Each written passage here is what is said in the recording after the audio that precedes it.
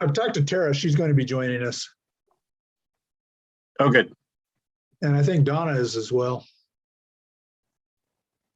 And I haven't had any contact with Dave, so I don't know what his involvement is. Or Yeah, I haven't heard from Dave either. Yeah, neither have I.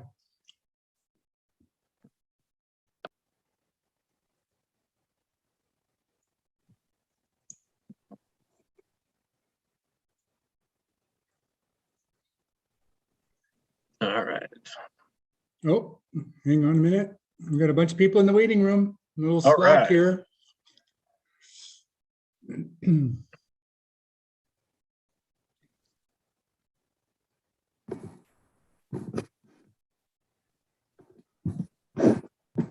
There we are. Jacques, how long were you waiting, Jacques? Oh, not long, half a minute. Oh, really? Oh, That's good. too long, man. I should head you in here sooner. Were you knocking on the door? No big deal, John. Thanks, though. Yeah. Like your toque. In Canada, we call those toques, in case you didn't know that. I did know that. Yeah, I Yeah. listened to Bob and Doug McKenzie when I was young in the 80s. So I'm Oh, yeah. They ruined it for all Canadians anyway. my house is very old and cold, so it's a necessary attire here. Really? That's a nice toque. Yeah, it is nice. It was a freebie from the bike shop, some bike company. But yeah, it's got a nice piece inside as well. Yeah. All right. Let's see. Is everybody here? it looks like we have a quorum. We do have a quorum. So that's good. So it's 4 o'clock right now, so we can go ahead and get started. I'm going to be looking at my other computer screen a little bit so I know what I'm doing.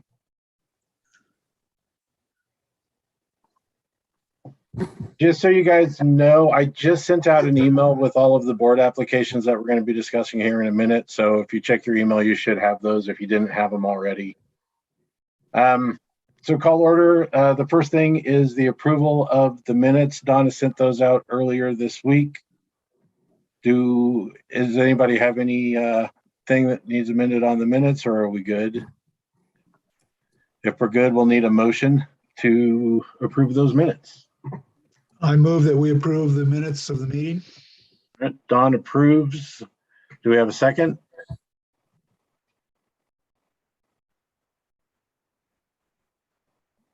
I'll second. All right, and we have a second. Any more discussion? No? All right, by a show of hands, all are, yeah. I can't see Josh or Donna, so they'll have to chime in. All in favor? Aye. Well, we know we have at least 4.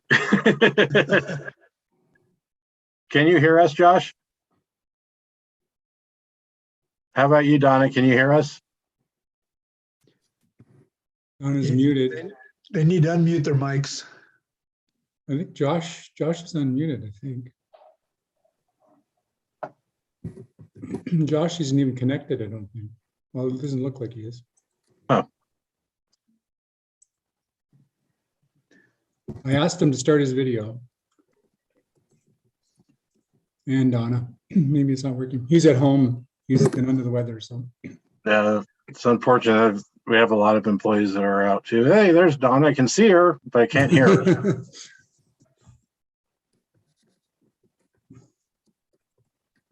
And yeah, She's muted. Donna, you're muted. You need to hit your unmute button.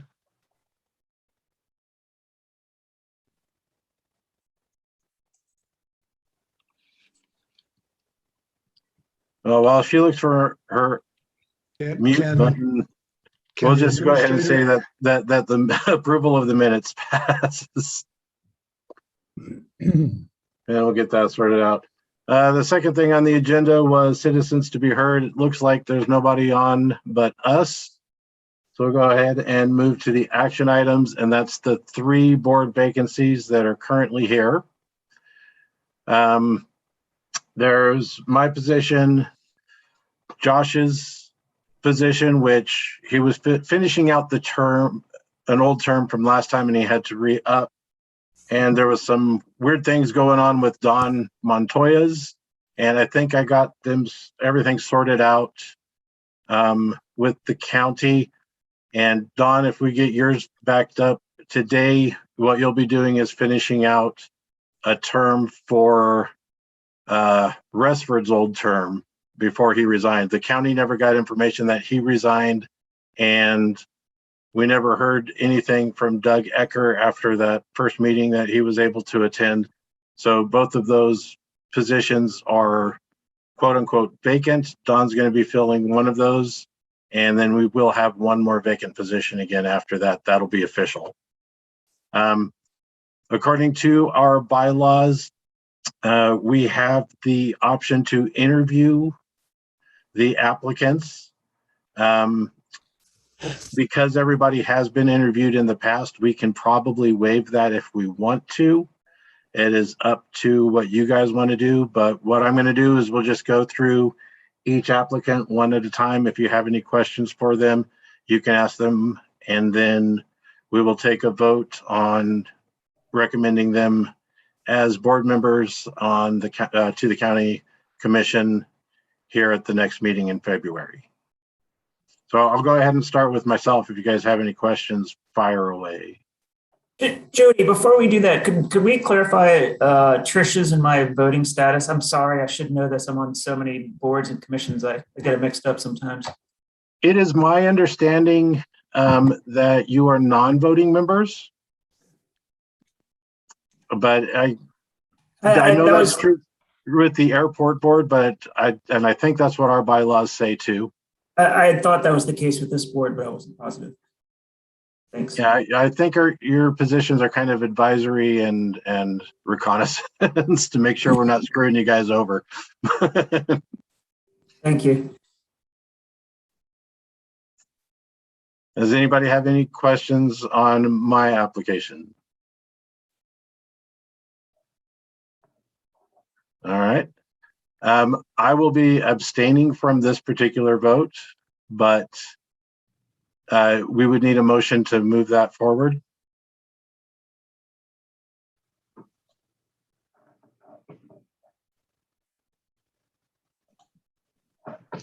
Can I make a motion?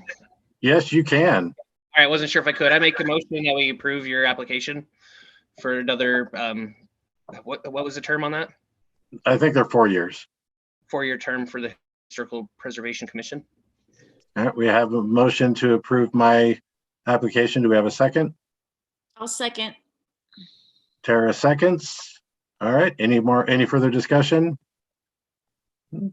All in favor? Raise a hand. All right, we have 4 votes for yes, and I abstain. Okay, we'll move on to Mr. Montoya. Does anybody have any questions for Mr. Montoya? All right, well, I will make a motion that we approve Don Montoya to finish out the one term that I believe, if I remember right, ends 2023. It's the old Resford's old position. Do we have I'll a second? that.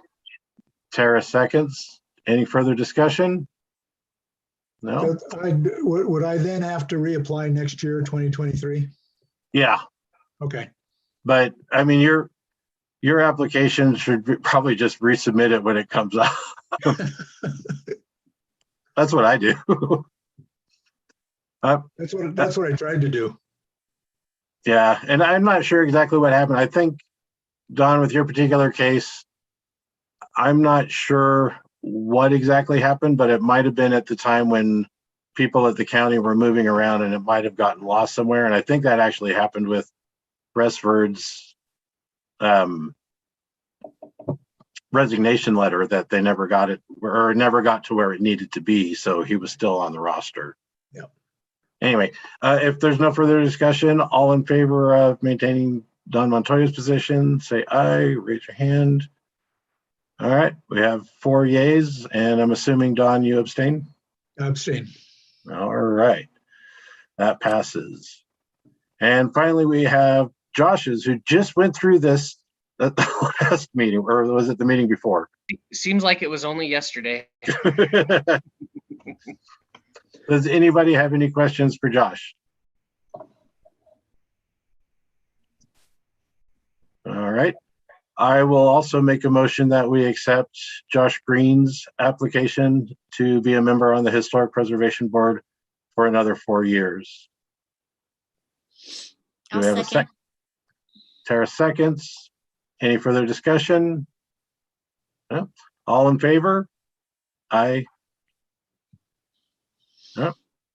We have 4 yeas, and we're assuming Josh is going to abstain. I'll abstain. All right. Awesome. I will get the letter written first thing either tomorrow or first thing next week and get that submitted to the county, and it should go on to the next county commission meeting agenda. All right. Moving on. We only have one thing in the discussion item, and that is the land acknowledgement and territory statement. And I sent out a draft white paper for that, and it is just a draft. It's just to get us talking and moving on where we want to go and how we want to pursue this. It's just a starting off point. I've already gotten a few comments back on there, like I didn't really proof it very well, so there's a lot of typos, or a few typos. I thought it was pretty clean. It wasn't too bad, but there's some things that should have been capitalized that weren't, and things like that. I should really read what I write. But anyway, what I'm going to do is let's just open it up and talk about it. I'm going to take some notes. I can make changes in the document itself right now, however we want to, and come up with a kind of a timeline and a track that we want to take to get this going and keep it moving so we can get it done hopefully within the year. Would be a time frame I think would be doable for something like this based on some of the comments and discussions that we've had in the past about it. So anyway, I'm just going to open it up and let you guys provide any comments that you have, or things where we need to go, what we need to do, how we can change things, whatever you guys want. Jody, can I just maybe frame this in terms of the general plan? Maybe I'll just do a little background. Yeah, I'm going to take off my sweater because I'm getting hot. Okay. Josh, we have the opposite problem. Jacques, we have the opposite problem. I'm in a really old house too, but it's up in the upper floor and it's roasting up here. All right. So, Pretty drafty over here. so the general plan is considered a comprehensive planning document in Utah and most states. The difference between Utah and other states is there's no consistency requirement between the general plan and development regulations, which is a bit of an anomaly, but there are ways around that. We're going to work with both commissions concerning that. When I say comprehensive, it's got 10 different elements in it: land use, public safety, parks and recreation, finance. There's a big infrastructure component to it.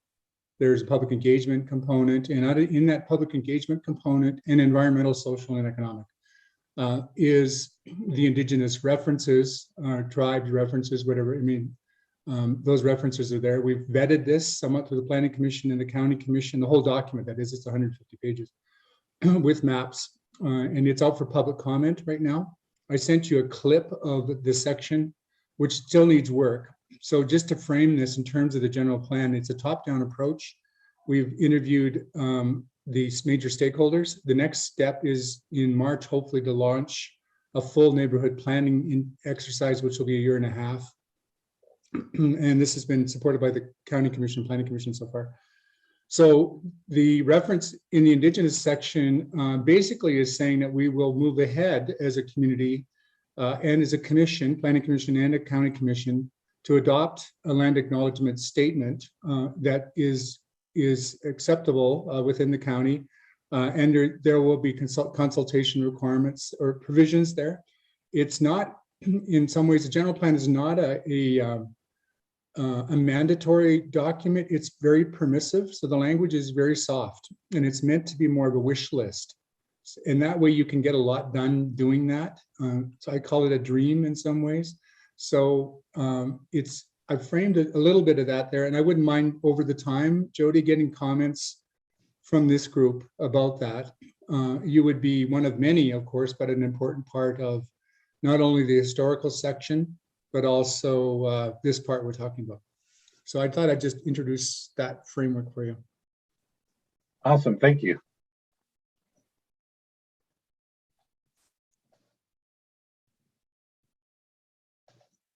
I was trying to find it here on my computer again real quick so I could open that up, but I'm not seeing it. Do you have it in front of you, John? Can you just reread it to everybody? No.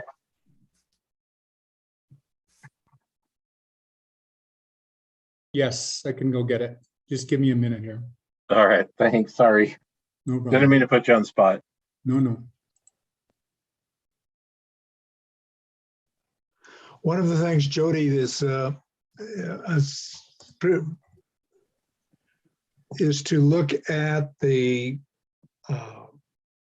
ancestral lands, traditional ancestral lands that included prehistoric peoples, prior or proto-historic prior to, political boundaries. That's one of the things that, we need to look at all the tribes that have cultural affiliation to this area.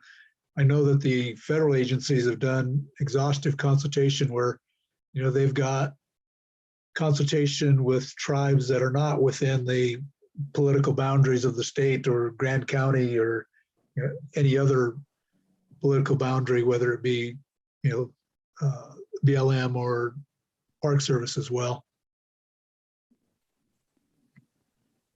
Oh, screen share, sweet.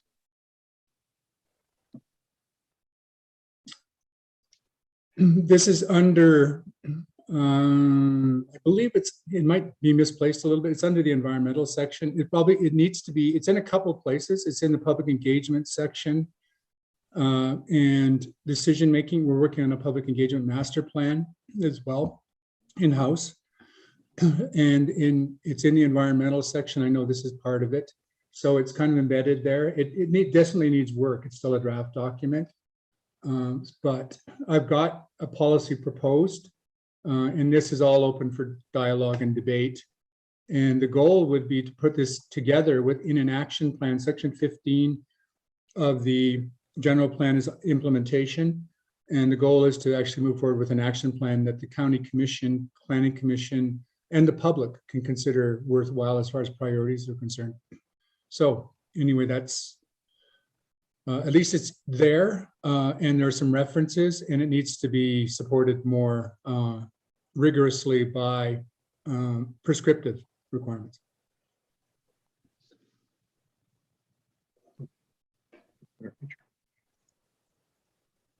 No, I think it's also a good starting place, and I mean, if what we're doing here can be used for that purpose, John, I think that kind of kills two birds with one stone. How many square miles of the reservation is in Grand County north of us here? I can't find that number. I don't know off the top of my head. It's part of the Hill Creek extension, but I can find that number for you. I just got to open up GIS to measure it out real quick. Oh, that's fine. Thank you. I can look for that later. I thought maybe you had off the top of your head. No, it's not a huge part. It's probably less than 5,500 acres. It might be a little bit more. I'll look for sure, but it's not a huge part. Okay. And they don't have actually, I might be wrong. That might be bigger. I'll look it up for you. Do they have I mean, I'm kind of familiar with that area, but I just want to double check. There's no towns in Grand County, right? Because is there any places where people are residing in that area? No, No, it's all up in the Book Cliffs. Okay, so and that's their the hunting ground, right? Okay, all right. That's what I was wondering. Thank you. Yeah, I mean, it comes down a little bit. Like Sago Canyon is where that road goes up into it. It's pretty far up the canyon before you get onto the res. And I believe it's fenced off still. Yeah, it's accessible and there are gates. But yeah, I'll find that number for you. I have it somewhere. I did the class 1 for Vernal and it's in there. So if I can't get it off the GIS, I can look it up in that report. Yeah, Thank it's you. also in the recent study that the BLM did. Okay, thank you. Yeah, going back to what you were commenting on earlier, Don, I agree. I just glossed over the Hopi and the Zuni real quick in the document. That probably needs to be fleshed out a little bit. It might not be a bad idea to kind of have a couple of maps showing what the best that we can, some of the traditional Ute territories and some of the ideas of, where the Hopi think that their migrations were coming from and their oral traditions, and include some of that information in that white paper too, to give a broader and more and we love concise maps. background. We love maps in the general plan. If there's anything you can send us, we have over 30 pages of maps right now, so there's a bit too much there. So, but Yeah, if there's anything that I can pull together some of those maps from the existing literature and some of the maps that are in the recent ethnographies that the Park Service did and things like that. I can kind of try and collate some of that together and put those into a couple of maps. Maybe, like a prehistoric map that shows what we think was going on prior to European settlement, and then what we know was here during that ethno-historic period when Europeans stuff were just starting to come into the area. Our best guesses on what those territories were. Yeah, I think there's also a historic map of the Sheberich Utes that were the Sheberich band that was here at time of Euro-American contact. Yeah, the Array tribe band was here quite a bit in this area as well. Yeah, and there's quite a few. So I can kind of try and condense some of that down into some maps and visuals. okay, but what the other thing I can do, Jody, is I'll glean the sections, because I only sent you one section. I'll glean from the whole document and maybe send that back through Donna as part of the minutes, if that's okay. Yeah, absolutely.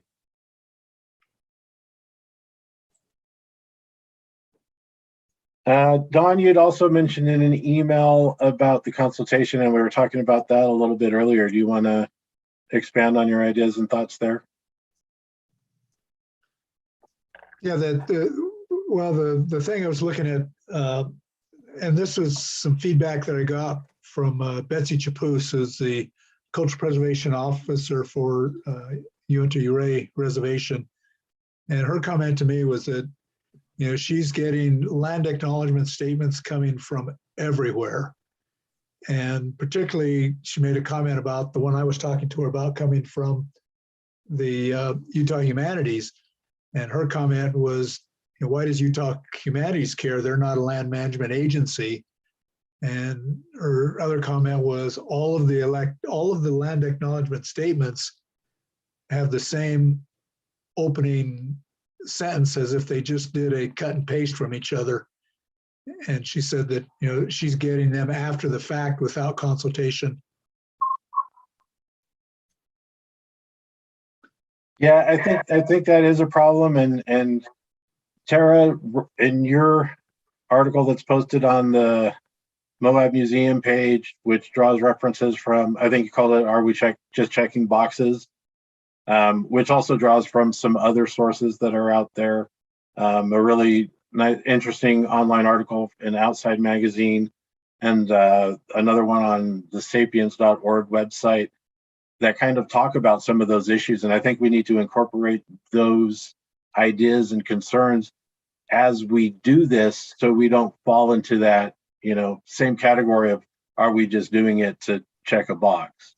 Which, I mean, if we were doing that, we could whip one out right now and be done with it.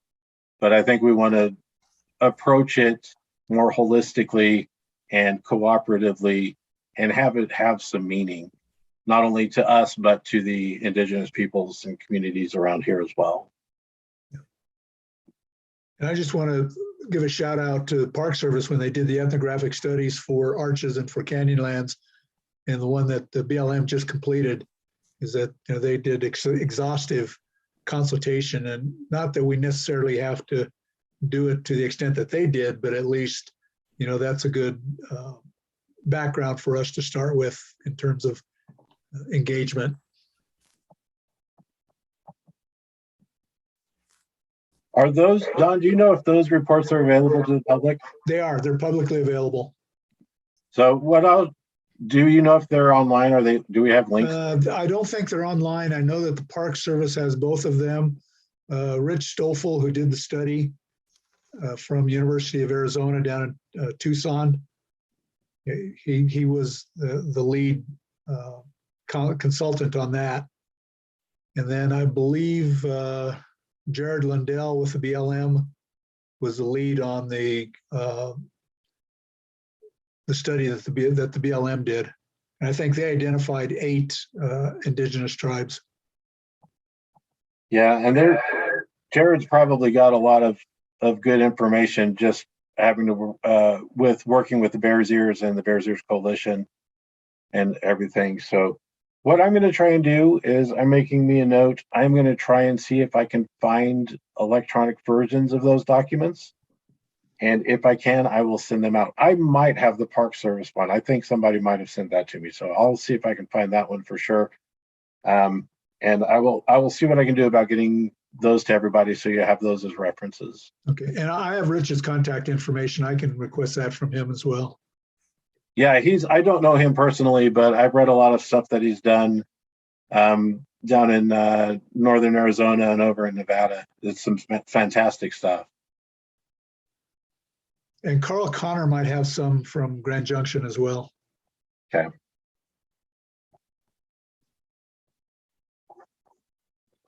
Is that with his, what's the name of that project he's got going? The Wiki Up project? Yeah, I can't think of it offhand. I can't either. Dominguez Research Group, is that it? Something like that.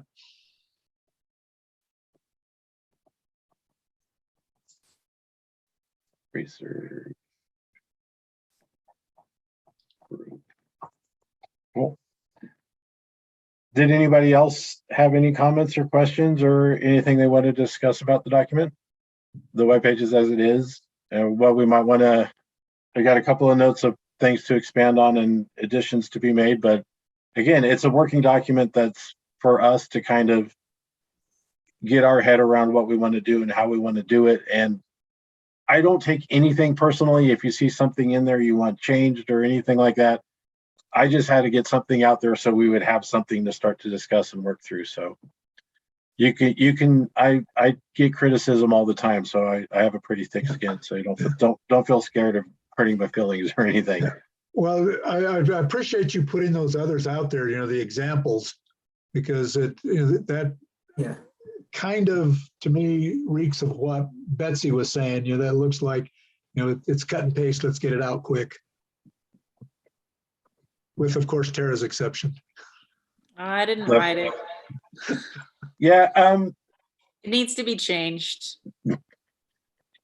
If you look at, if you do a Google search for, I believe it's University of Utah statement, you can actually see some of the process that they went through. And yeah, it's a simple statement right now, but if you look at the work that went into it, it actually took them about a year before they came out with it. And there's some fairly decent documentation on that process that they followed. The same is true with UNM's, University of New Mexico's.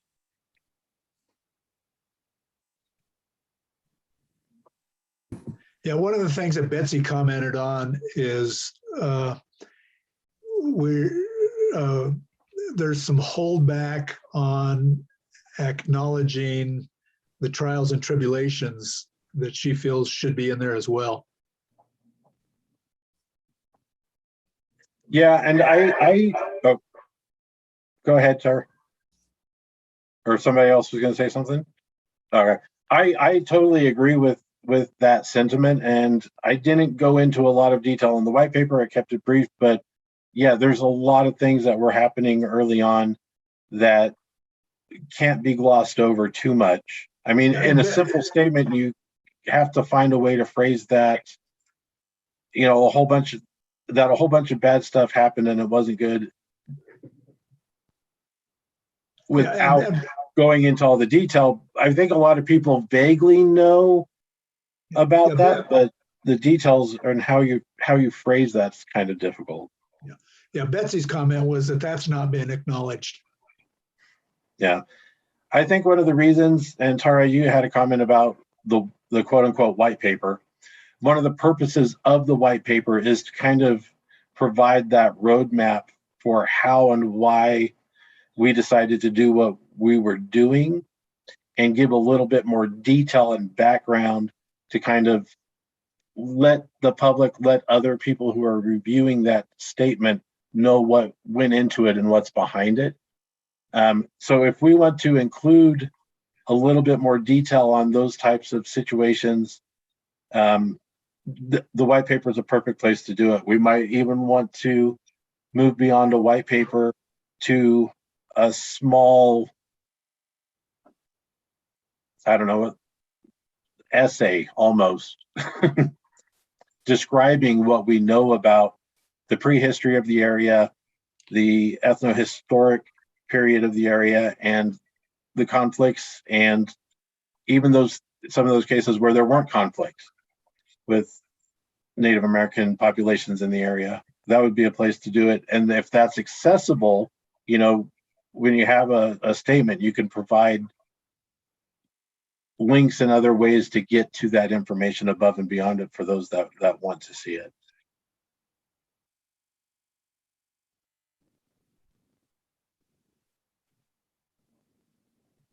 I think I mentioned also in my email to you, Jody, the only thing, like if I were to rewrite what the Moab Museum has, I think I would definitely put in at least 3 lines at the bottom as that kind of detail what does action look like. You know, we can acknowledge something, we can say this is this, but what does that matter if we don't say through A, B, and C, we're dedicated to, you know, within the boundaries of who we are and who the board is, what does this look like? We will do this, and we will do this, and we will do this. Even if it's brief, we're giving some examples of how we're going to enact change in the future. Mm-hmm. Instead of just acknowledging these people were here and still are here, the end. Exactly. And in the white paper, I tried to address that a little bit.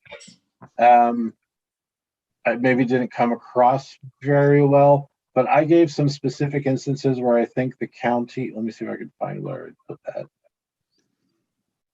that.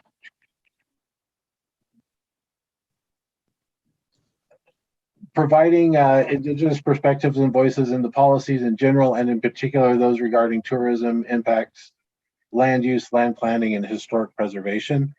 There's other ways to do it. That was just what I came up off the top of my head.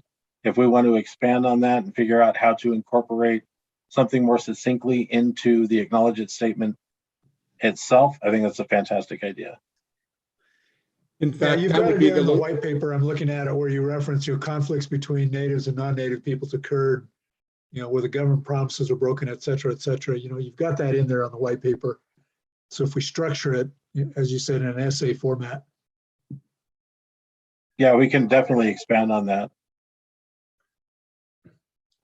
I don't know if you guys have looked at the county's webpage, but they have a quote unquote history of Grand County. And the Native American blurb that they have in there is just horrendous. Mm-hmm. So, Well, it's not all that different than the Pinhook Massacre. So I think someplace like that where they have that is like one place too where an acknowledgement statement would be really beneficial. because that just needs to be rewritten. There's a couple of actions in the general plan that can be taken. I think a lot of this is general plan talk that, Tara's touching on. It really deserves some good policy framework, and it deserves attention across the board. When we refer land use actions in various parts of the county, we had in Canada called a duty to consult, which is actually a formal legislated requirement, which was a bit too technical, I thought, but there should be some policy language that deals with the need to consult on different types of land use actions, which you just mentioned, Jody. That's kind of mentioned in the general plan right now, but it could use more reference, especially when we start talking about rivers, watershed areas, environmental areas, habitat, those kinds of things. Economic developments, actually, there's a section on Indigenous there, or the tribes. So as I said, I might have, to tell you the truth, I think I might have gleaned the historical references from our website to do as background in this section. So it probably needs a fair bit of editing. Yeah. And it sounds like there's a lot of ways that I should probably go through your draft land use as well. But yeah, if you can do the highlights and everything, I think again, these two issues that we're facing have a lot of overlap. I know the land use plan is a lot bigger and more comprehensive, but it seems like we keep crossing over into some of the stuff that you're already working on. So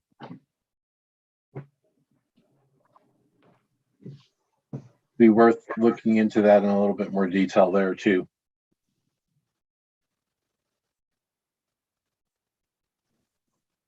Well, does anybody got any other comments?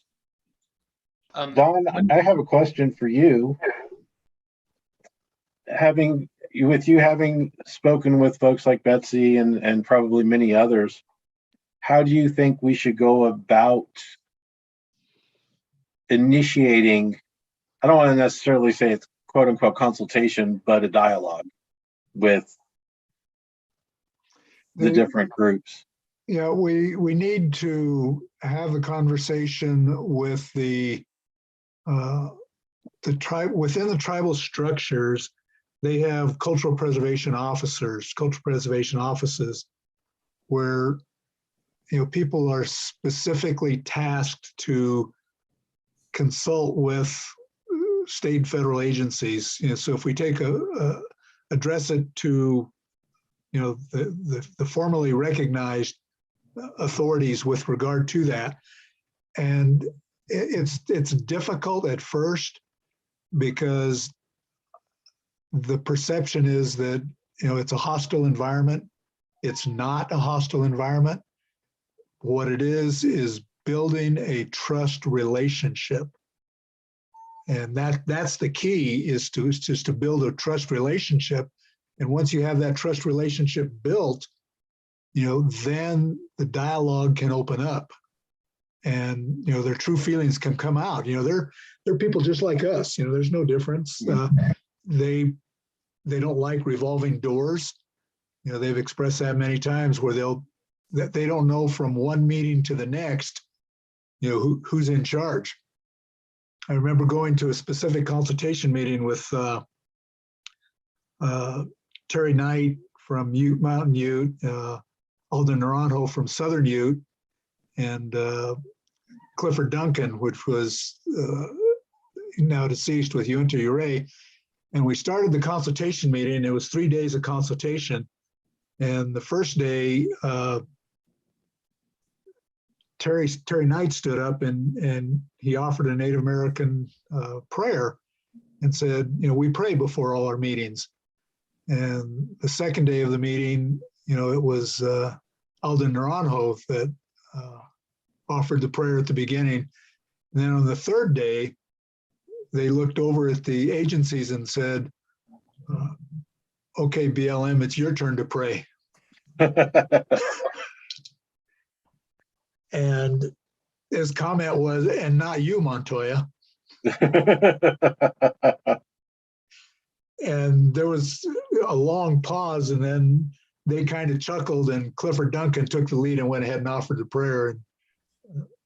got them off the hook. So, there's cultural sensitivities that we need to be aware of and work, understanding those cultural sensitivities. Yeah, I mean, sometimes there are things you don't even think of, like giving them sweetgrass and tobacco for offering when they show up to a meeting. Yeah. Yeah, Or if we're visiting a site, for example, they usually have a prayer and an offering before they visit a cultural site.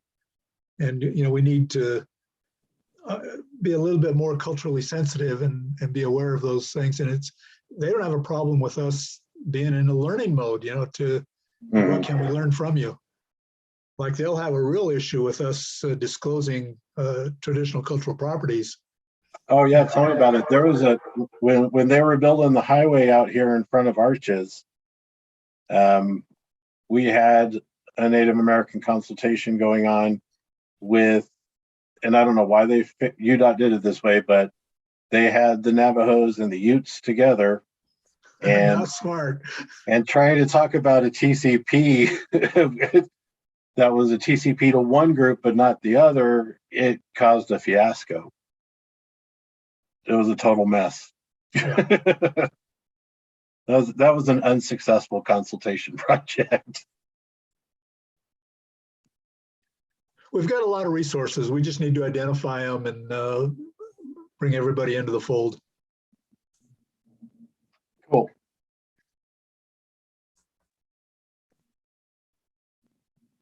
Anybody else got any comments or questions? Where we're at, where we're going, what we should do next? When do we plan on having this finished by? Like by the middle of the year, the end of the year to present it? Do we have a timeline we would like to have this turned in? I'm hoping that we can get it done by the end of the year. To the point where it's ready to be given to the commission so they can say, yes, let's do it, or if they decide not to do it, to not do it. Okay. But within that time, that would be drafting the actual statement, updating white papers, maybe doing the essay, maybe trying to get, or not trying, but going ahead and starting a dialogue with the different tribes. I got to figure out how to do that. I might need to talk with people up higher than we are to make sure that we can do that with the county approval before we leap over, step over something we shouldn't step over without permission. Jacques or Tricia, do you have any ideas on how we would go about getting that permission from the commission?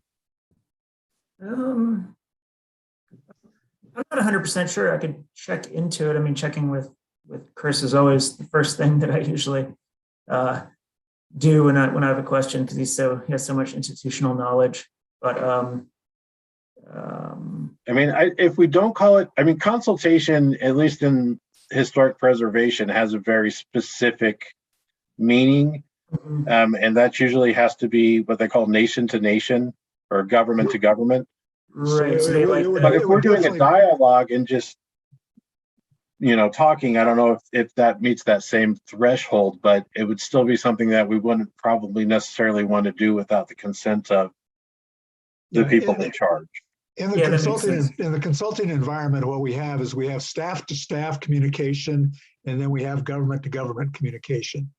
So when we do the government to government consultation, it would be our council members, involved with that. Right. And when we do the staff to staff, that I would think would be the Historic Commission working with cultural preservation offices, doing all the legwork. And then the tribes would present that to their tribal leaders. We would present it to our tribal leaders, in this case, our commissioners. And then, the staff to staff, the cultural preservation officers and our commission would be working out all the details. And then the formal government to government communication would be done with the tribal councils and the county The commission- commissioners. The commissioners, right? Just to jump in here, if I could, I think I was just going to mention the staff report to the county commission and the planning commission regarding this. It would be helpful, I think, if we had that background that Don just gave us, and whatever you have, Jody, we could work, you and I could collaborate on a staff report to the planning commission first, probably, regarding direction and framing the roles and what those steps look like. And that way the county commission's informed. Because I think we can really, and it's not so much you're seeking a resolution, you're providing information on the next steps. Gotcha. And I believe Commissioner Stock already has a relationship with at least one or two of the tribes. I could be wrong about that, but I think she does. So talking to her might be prudent as well. You know, what I would appreciate from this commission is a resolution, a recommendation to proceed with a staff report. When would you want to do that, John? At the next meeting? Or is this like a written thing, or is this talking to the council? No, this would be a staff report, an information report to the planning commission and the county commission. So if you gave us that direction today, it would just be us working together, Okay. staff working with you on the content of that report. And basically, it's just providing information about the next steps here.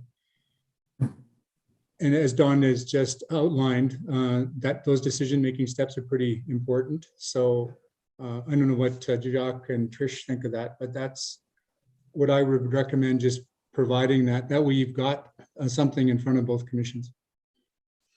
No, that sounds like a good idea, John. As a matter of getting the ball rolling. Yeah, in terms of a resolution, it's just us agreeing to it. I believe we don't have an action item, and it's not anything. We could vote on it and say, yeah, let's do it, or let's not do it. But it's, yeah. Does anybody have any opposing opinion? No. Well, I would say, yeah, let's do it. What do you guys think? Okay. I think maybe that get a request from, the commissioners, to task us to do that. Yeah, we are a staff support to our commissioners. So if that, we could provide that ad hoc where they could request it. Right. So we'd ask. Do you think the way to go about it is for us to ask for a report to the commission? Yeah, I would do that the other way around. I would say this commission should make a recommendation to proceed with an action, with an information report to the planning commission and the county commission on roles, land acknowledgement. We can craft this motion, and that motion would then be made and hopefully approved by this commission. And then staff can start working on that information report to the commissions, the other commission. Yeah, I concur. Okay. Okay, I'm lost. I got lost on Jody, you said, let's do it. And then John says, well, we should. Well, I'm saying we should do it. We can make a motion to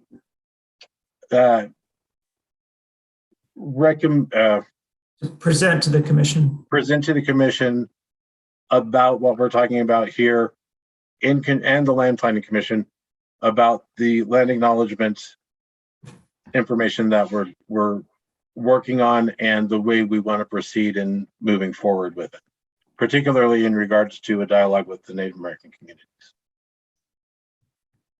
Does that sound right, John? Yep. Yeah, to me, that sounds good. How you craft the motion, I don't know. It can be somewhat loose. I think it's just a matter of. Yeah. It's basically just an agreement that I'm gonna work with John and we're gonna talk about it to the two commissions. Oh, okay. But I would just vote on it formally, Jody, that's all. All right, so I will make a motion that we, as a commission, and I can do it, address both the Land Planning Commission and the County Commission on the land acknowledgement and territory statement, and opening a dialogue with the Native American tribes to be able to proceed with crafting that statement holistically. I'll second it. Any further discussion, Don? No, I just put my approval. Oh, okay. Gotcha. All in favor? Passes unanimously. John, you and I can set up some time to get together and figure out exactly how we want to present that and get us on, and we can get on the schedules for the meetings that are the next upcoming meetings if we can. Yeah, if we can. Yeah, we're shooting for February the 1st, I think, which is still doable. I'll send you a bit of a draft, Jody, so you can start working off that. Okay. What is today? Today's the 20th, so about 11 days, 12 days. That's doable. Yeah, I think it needs to get on the agenda by Wednesday afternoon. By Wednesday next week. Yeah, Wednesday the 26th, Jody. That's the soft deadline. The hard deadline's Friday. That's right. Yeah. Yeah. So, but we shoot for Wednesday. That's right, John. We try to be respectful. Cool. Valerie's Yeah, got a lot to If do you- these days. If you want to get together, John, on Monday or Tuesday, or even on the computers, I'm available those days Okay, too. I'll send you a draft tomorrow, Jody. All right, cool. Yeah. All right. Any other discussion on this for right now? All right. Does anybody have anything else that we would want to add to the agenda for the next meeting? You can always think about it, and if you have something I need to add, you can just shoot me an email. All right. By the way the meeting is booked on a regular basis, without it being hybrid for now, I could add the county commission. Eventually that county commission chambers will be completely hybrid with cameras and everything. It's almost there now. It's just that we have a COVID kind of crisis going on, I guess. So maybe what I could do is try to make the March meeting a hybrid meeting. That sounds fairly reasonable, I think. Yeah, it'll probably end up changing at some point. So it's the new Thank normal. you for doing it this way this time with the COVID outbreaks. Yeah, we all appreciate you jumping in and setting up that Zoom for us, John. Yeah, we've changed our format too, so I had to rebook the Zoom thing. So I'm glad everybody found the link. So yeah, no problem. It's one of those things we're doing on a regular basis, at least for the next 2 or 3 weeks. Yeah. Awesome. Well, It's happening everywhere. I just got off a 3-hour Zoom conference a half hour before this one. So be able to be in multiple locations on one day, it's pretty amazing. I think it's a technology that's here to stay. Great. True, I had 3 today. This is going on hour 6. oh my goodness. That's a long time staring at a computer screen. Uh-huh. 4 hours yesterday. It was brutal. This is only my second one. That's why I couldn't find the unmute. But now I know. Awesome. By the way, Well, this is recorded on YouTube. It's running live on YouTube right now, so it'll be accessible, just to let you know. Oh, good. I Awesome. can get my notes together. Mhm. Well, if nobody has anything else and we don't have any objection, we can go ahead and adjourn for today. Yeah, I make a motion to adjourn. All right, we have a motion. I got a second. I second. All right, all in favor?